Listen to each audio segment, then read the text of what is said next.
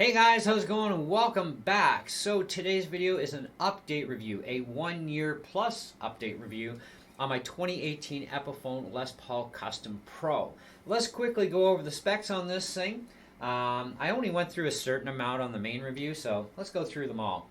The top is a maple veneer, body is mahogany, neck's mahogany, SlimTaper D profile, neck.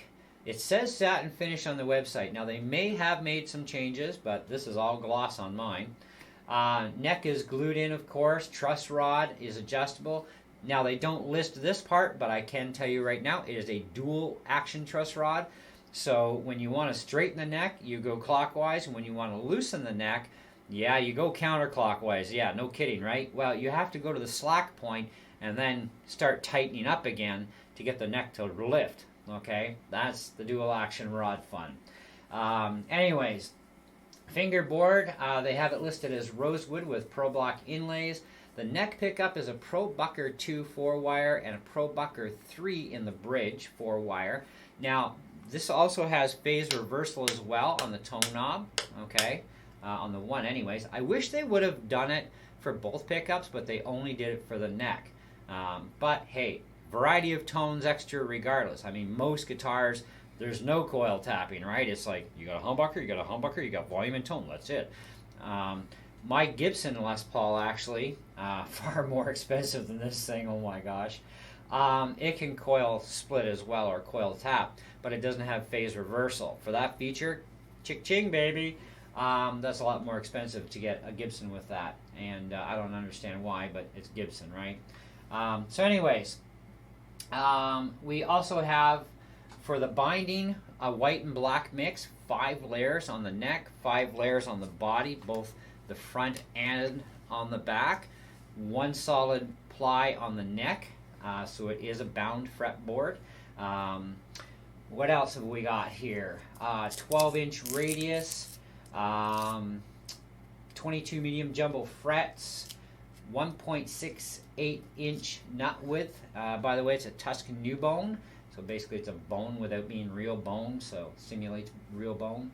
Hardware, of course, obviously gold. Machine heads are Grover 14:1. You can get this thing in Ebony or in Alpine White. The Alpine White one looks sick. Originally, I was after an Alpine White one, and Epiphone was making them at the time in a lefty, but there was only one available that was used. And I figured, well, if I'm going to be paying for 3 years, because I did this on Gibson month, I'm not getting a used guitar, you know, I'll just pay cash. But in this case, I still didn't have $700 to shell out either. But I am still keeping my eyes out on a left-handed white guitar of some sort, either an SG or a Les Paul. But it has to have totally different pickups. That's the only ticket. And I know that as far as the Les Paul goes, it'll have the same pickups, but the SG I'm actually looking at, which is a new release from Epiphone, which the website says left-handed on Long McQuaid, but we're not sure what's really going on there until September time period when they'll actually have them in stock, and then we'll find out for sure if it's actually a left or just a straight right-handed only available. I'm hoping left, because then I'm buying it, you know. I really want a white electric guitar.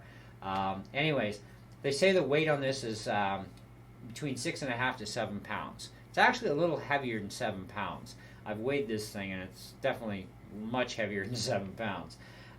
But nonetheless, it's a really nice guitar. I really love it.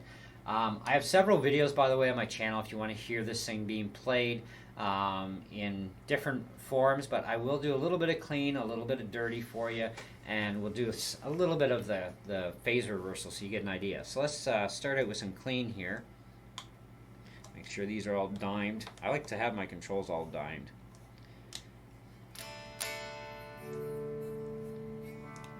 All right.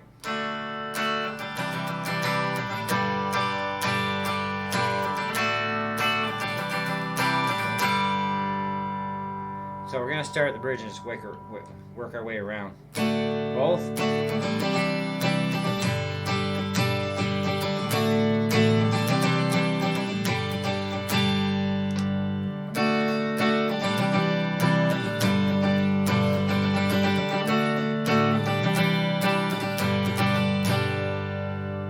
Okay, so let's split the coils both. Start the bridge. Much thinner, a lot less output.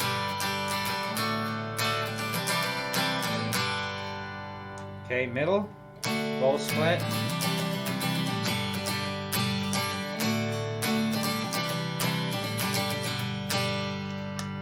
And neck.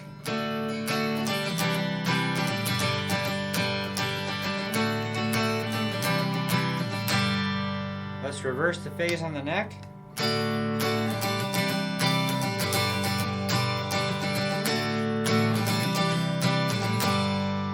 Let's go humbucker phase reversed.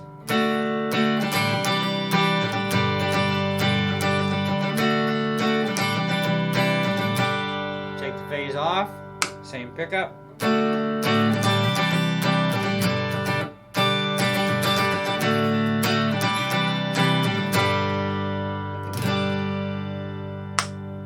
Okay, that's a bit of the basics on that one.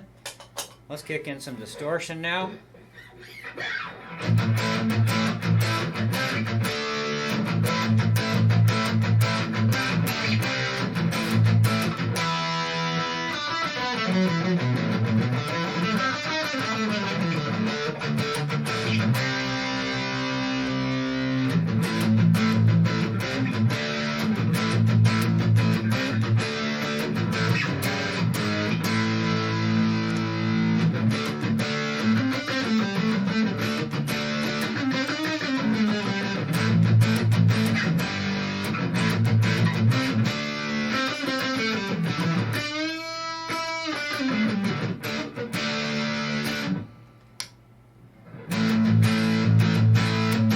This is out of phase.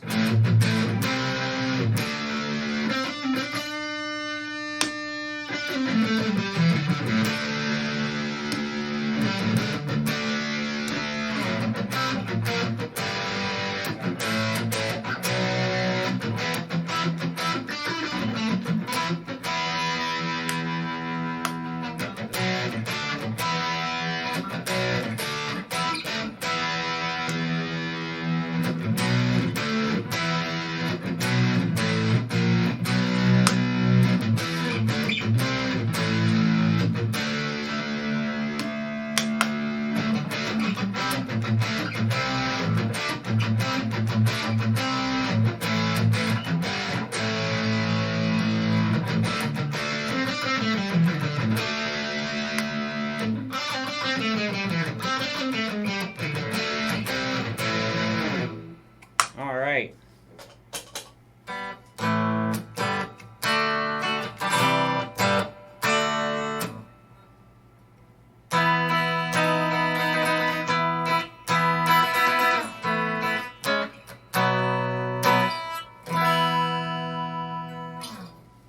So you get a basic idea. Now I have the room mic'd. I'm using a Zoom H1 24-bit recorder that actually has an output going into my mixer and then into the computer, and so you're getting my room acoustics and the sound from my amplifier, which is actually a Rolling Cube 40 XL amplifier.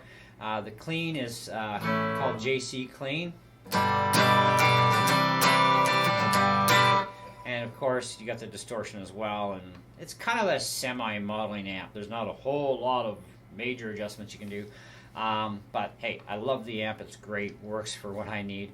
And of course, I do have a Boss GT100 pedal board, which is not even hooked up to it. It's actually directed in my studio gear. But anyways, overall, the guitar is really awesome. It is definitely worth the money they ask for it. Now, I did go to these little keys myself. I mean, I made that change. Some people like this style. I actually love it. You know, it's kind of more traditional in my world. But I also like the style over kidney style tuners. It just, anyways. Everybody has their preference, right? Some people like stuff, some people don't. Now, as far as the guitar goes, I did have to flip the 3 bottom saddles. So it'd be like E, B, and G. Had to be flipped to the same direction as E, A, D. Otherwise, there was no way of actually getting this intonation dialed in. I tried. I ran completely out of room for the G string. Actually, it's the only saddle I really needed to flip, but I want them facing all the same way, so because otherwise it looks kind of dumb. I don't know why Epiphone flips the 3 bottom ones on us, and not the others. Like they should all be facing the same direction. Even on my Gibson, they all face the same direction. Even with the stock bridge. So when I got the new gold bridge, I made sure that I put it on so they all face the same direction, right? And on that bridge, I actually had to make my own grooves. Anyways.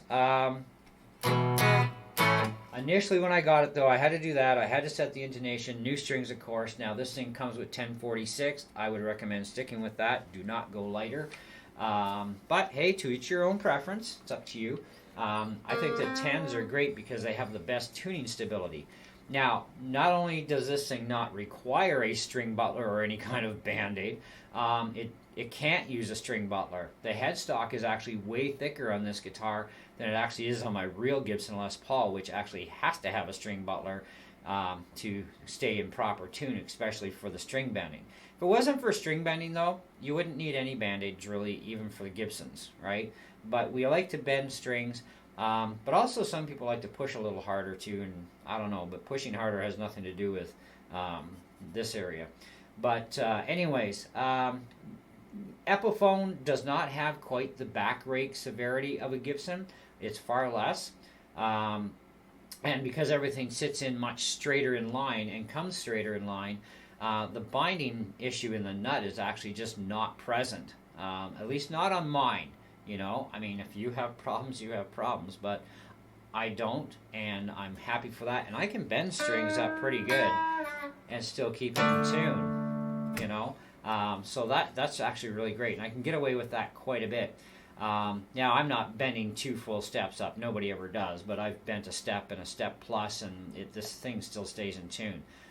Far superior even to my Les Paul. It's pretty crazy. I'm kind of knocking my own Les Paul in a sense. But, really, when you think about it, I mean, there are advantages and disadvantages to both sides of the fence. Okay, so we're not going to compare that today.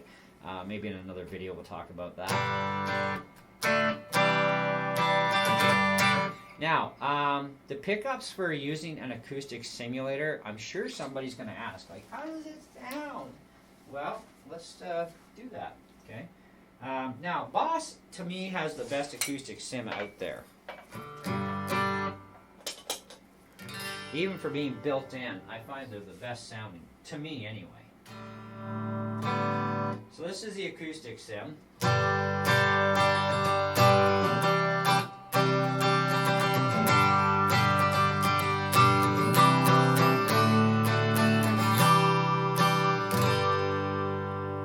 Now you can tap that.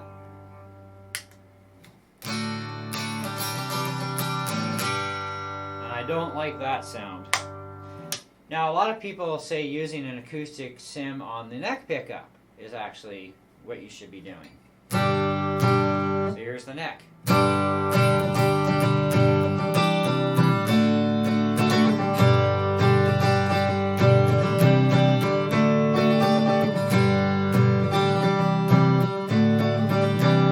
let's revert. Oh, and that's phase reversed too.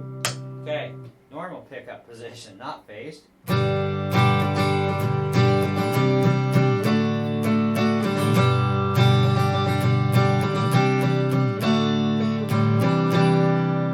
So let's split the pickup.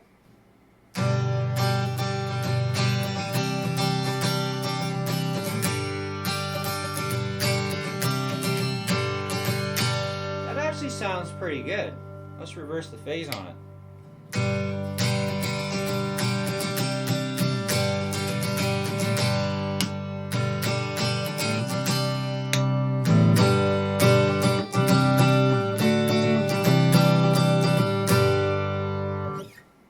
I think if I have to pick one, and only one, it has to be in phase and straight humbucker for this particular one. But anyways, so all in all, it's a really great guitar for the money. Definitely is worth the $1,000. This is Canadian price, keep in mind, right?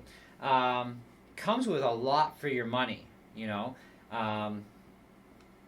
but quality is there. The build quality is definitely really good on this one anyways. I like the finish. They say satin, but like I said, this is gloss. I mean, That's definitely gloss, eh? Right? I'm not seeing things right. Neither are you. Yeah, it's definitely gloss, and it's not even a satin neck either. But nonetheless, they do change things from time to time. When I first looked at this guitar, even on their website, it was like a black satin, right? And listed as satin. But then, of course, I order this and bought it, and it's like, not satin, but I'm okay with that. You know, doesn't bother me that it's a glossier finish.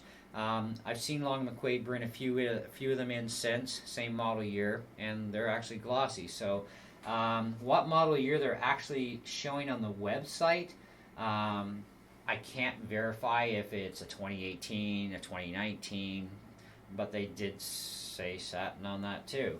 Now, if we go to the picture on the website, now you guys aren't going to see this obviously, but I'm going to take a boo.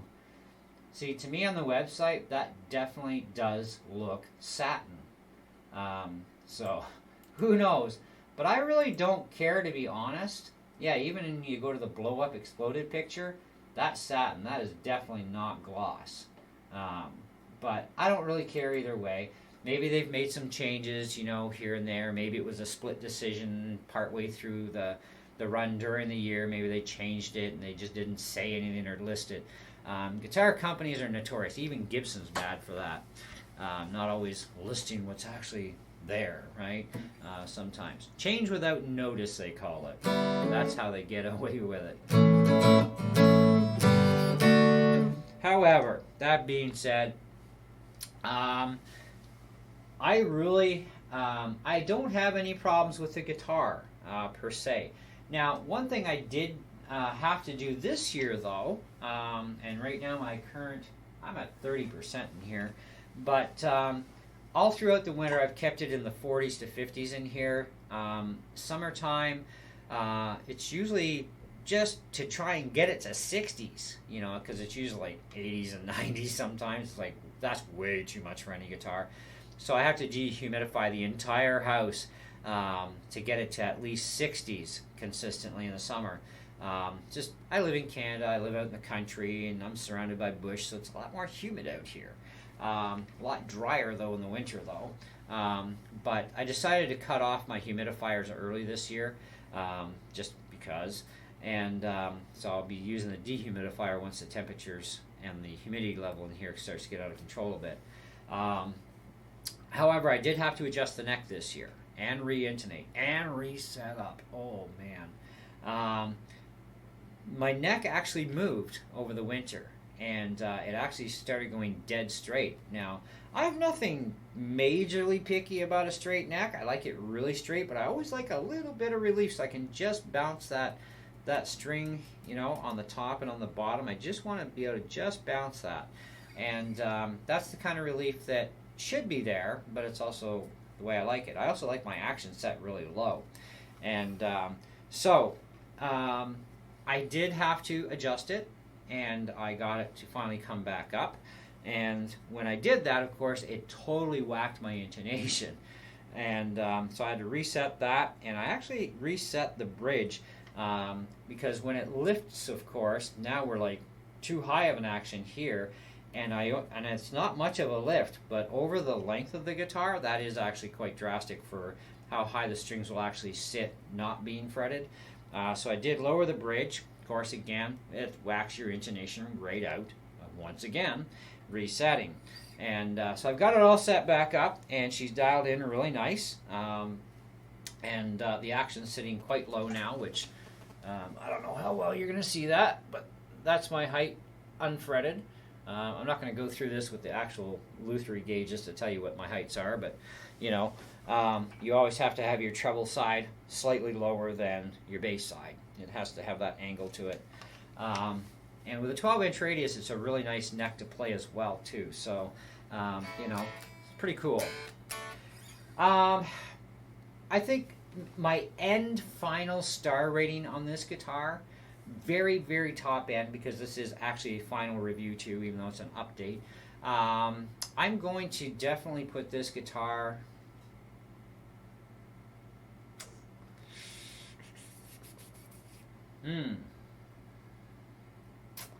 Well, nothing is perfect, guys. I don't have any finish flaws on this thing either that I can actually pick on, because there's nothing that actually stands out to me, or you know.